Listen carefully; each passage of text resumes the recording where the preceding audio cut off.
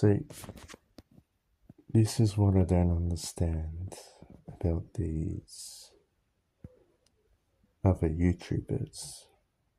Let me explain.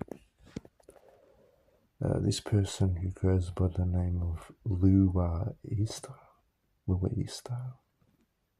his name is.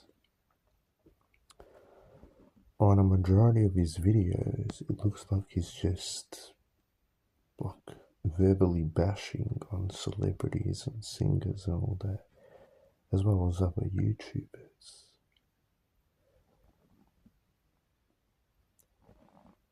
Realistically, all these singers and YouTubers that he's bashing on have more followers than him. Like about 4 to 5 million followers, and he's like, I think this guy's career is like falling off. He only has 1 million.